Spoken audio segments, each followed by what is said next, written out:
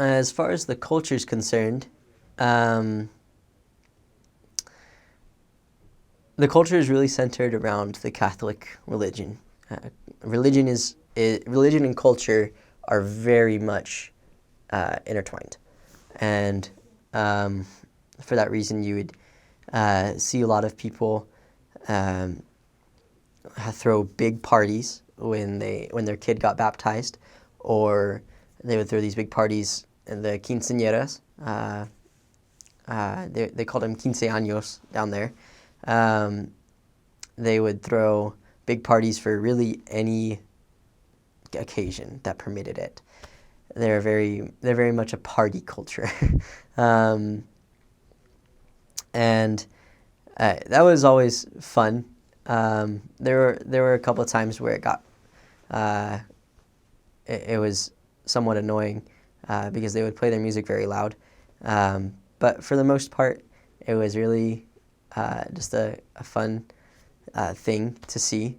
Um, Members would invite you to parties, and um, we never stayed, but we would visit. We'd drop by and grab some food, and um, see if there were any non-members around that we could talk to.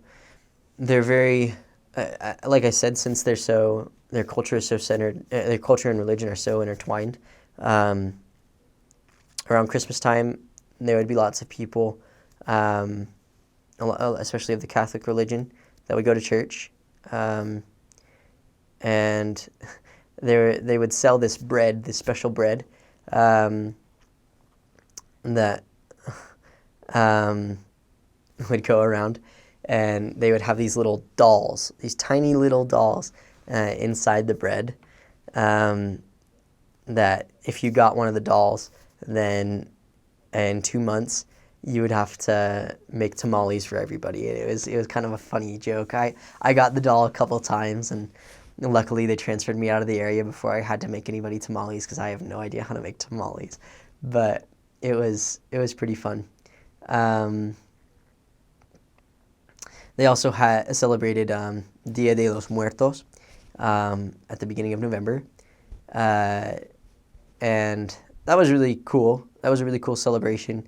There would just be lots of people dressed up like Halloween, um, and people would honor their ancestors, and that was a really cool aspect of the culture.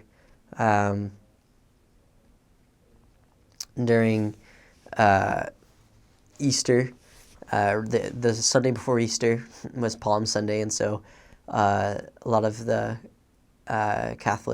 members of the Catholic Church would get palm branches and bring them to the church, um, which was also pretty cool to see.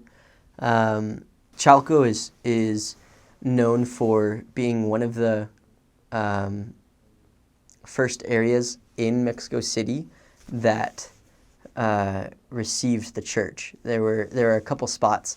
One of the areas that I went to, actually, San Pablo Atlasalpan, that little town has a lot of church history.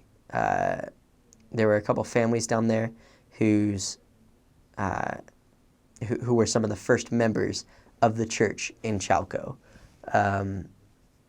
and so that was also incredibly interesting to talk with them about the history of the church there, and how much it's grown since.